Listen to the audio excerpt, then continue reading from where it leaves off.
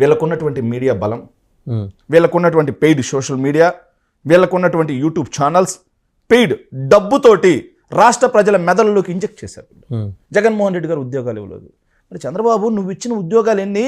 34,700 ఉద్యోగాలు ఇచ్చా, 5 సంవత్సరాల నుండి గవర్నమెంట్ ఉద్యోగాలు. ఆ డబ్బు మీ దగ్గర కూడా ఉంది కదా. ఎస్ వాళ్ళు అన్నట్టు ఇప్పుడు మన చింతామోహనే ఉన్నారు కేంద్ర మాజీ మంత్రి, ట్రంప్ కన్నా 4 ఇంతలు సంపాదన పరుడు జగన్మోహన్ రెడ్డి అన్నారు. ఆ డబ్బు మీ దగ్గర కూడా ఉంది కదా. చింతామోహన్ మాటలను కూడా మీరు సాంక్టిగా తీసుకుంటున్నారా సార్? చింతామోహన్ మొన్న ఇంకో మాట కూడా అన్నాడు సార్, తెలుసా మీకు? తిరుపతిలో తొక్కిసలాట జరిగినప్పుడు ఏమన్నారు విన్నారా? అలాంటి చింతామోహన్ గురించి కళ్ళు తిరిగి పడిపోయారంట సార్. అంత నీట్గా తొక్కిసలాట జరిగితే కళ్ళు తిరిగి పడిపోయారు, సొమ్మసిల్లి పరిగిపోయారని అనే మాట్లాడే చింతామోహన్ కూడా మీరు సోషల్ మీడియా వాళ్ళు చేస్తున్నారు, వాళ్ళు మీరు చేస్తున్నారంటున్నారు. మీ ఇద్దరిలో ఎవరండి బాగా బలవంతులు సోషల్ మీడియా? సార్ ఒకటి గుర్తుపెట్టుకోండి, అది పెయిడ్, డబ్బు కోసం పనిచేసే సోషల్ మీడియా అది.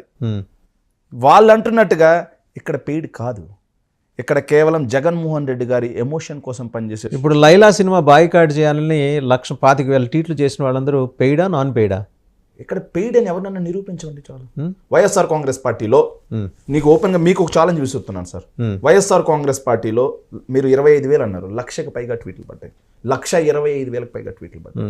వైఎస్ఆర్ కాంగ్రెస్ పార్టీ బాగా హెరాస్ చేశారట కదా ఆయన్ని, అంటే వైఎస్ఆర్సీపీ వాళ్ళు. ఆయన హాస్పిటలైజ్ అయ్యి పొద్దున్నే వచ్చి ₹1 కోటి దావా వేస్తాను, పరువు నష్టం దావా వేస్తాను అంటున్నాడు ఆయన. సార్ పరువు నష్టం దావా పరువు ఉన్నోళ్ళు సార్ వేయాల్సింది. పరువు నష్టం దావా పరువు ఉన్నోళ్ళు వేయాలి. అతనికి ఎక్కడ పరువు ఉందండి? ఆయనకు పరువు ఉండబట్టే కదా మీరు ఎస్వీబీసీ చైర్మన్ ఉద్యోగం ఇచ్చారు. అదే సార్, ఆయన పరువు ఎక్కడ కోల్పోయాడు తెలుసా సార్? ఎస్వీబీసీ చైర్మన్ లాంటి అత్యున్నత పదవి ఇస్తే వెనక నుంచి పట్టుకుంటా, ముందు నుంచి పట్టుకుంటా, ఇలాంటి మాటలు మాట్లాడి పరువు తీసుకుంది అతను. పరువు కోల్పోయిన అతను ఈరోజు నాకు పరువు నష్టం దావా వేస్తా అంటే ఎట్లయితుంది? తప్పు సార్. సినిమా వేదికల మీద ఎందుకు వెళ్ళారు? వైఎస్ఆర్ కాంగ్రెస్ పార్టీ అభిమానులు ఆయన మీద ఎందుకు వెళ్ళారు? జగన్మోహన్ రెడ్డి గారి అభిమానులు ఆయన మీద. ముందు రాయి వేసింది ఎవరు? నీకు రాయి విసరాల్సిన అవసరం ఏంటి? గేమ్ చేంజర్ మూవీకి వెళ్ళావు, ఏం మాట్లాడావు? 11 మంది. నీకేం సంబంధం? సినిమాకి రాజకీయానికి ఏంటి సంబంధం? నువ్వు సినిమాని ప్రమోట్ చేయి.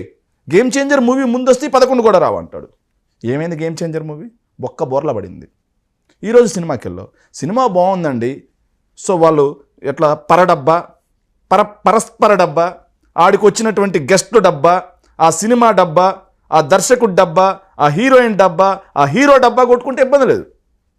నువ్వు అక్కడ కూర్చొని శాసనసభ్యులను పట్టుకొని మేకలు అంటావు, గొర్రెలు అంటావు. ఆయన ఎక్కడ ప్రస్తావన చేయలేదు, మీరెందుకు భుజాలు తడుకుంటున్నారు? 11 మంది మేకలు ఏంటి సార్?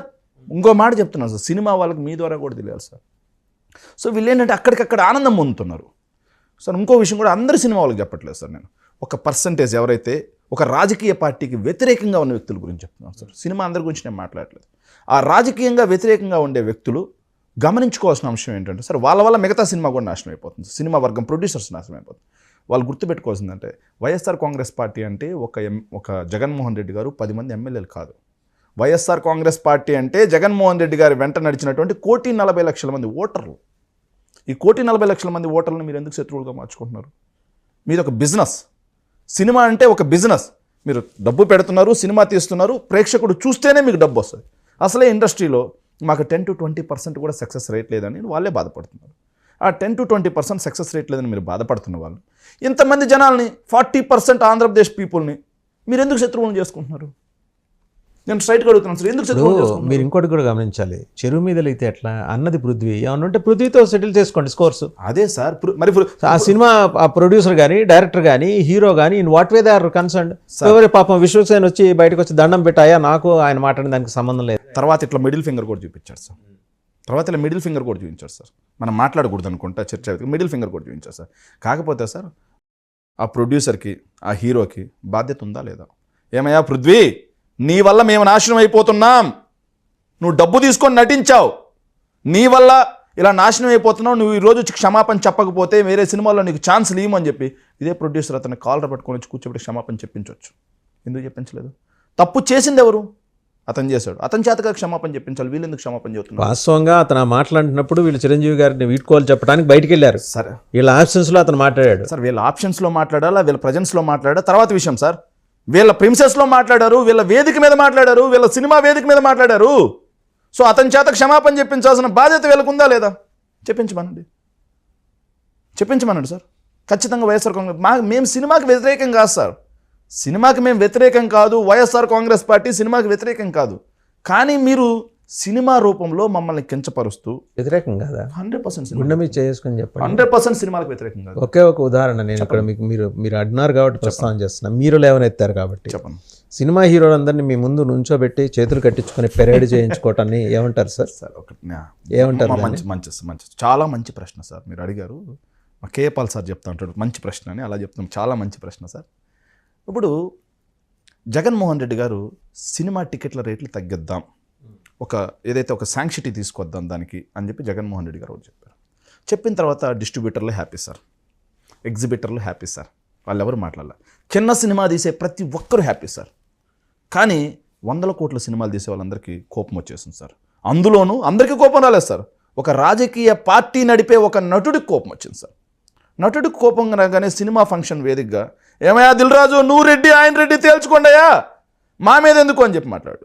అంతవరకు హ్యాపీ. ఒక మంత్రి గారిని పట్టుకొని అరే సన్నాసి మంత్రి అని అన్నీ మాట్లాడేస్తాడు. హ్యాపీ, బాగానే ఉన్నంతవరకు. తర్వాత ఈ సినిమా ఇండస్ట్రీకి సంబంధించిన నటులు అందరూ వెళ్ళారు, జగన్మోహన్ రెడ్డి గారిని కలిశారు. జగన్మోహన్ రెడ్డి గారు ఏం మాట్లాడారనేది బయటకు వచ్చి వాళ్ళు చెప్పారు.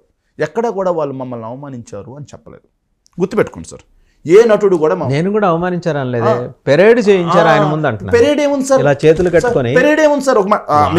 వాళ్ళ ఇండస్ట్రీలో వాళ్ళు ఒక స్టేటస్ ఎంజాయ్ చేస్తున్నాళ్ళే. మీరు ముఖ్యమంత్రి అయితే అయి ఉండొచ్చు కాక, వాళ్ళకి ఒక స్టేటస్ ఉంది కదా. సార్ పెరేడ్ చేయించడం అంటే, అయ్యా మీరు ఆంధ్రప్రదేశ్కి రండి, మీకు విశాఖలో భూములు ఇస్తాను, మీకు ఇక్కడ ట్యాక్స్ బెనిఫిట్స్ ఇస్తాను,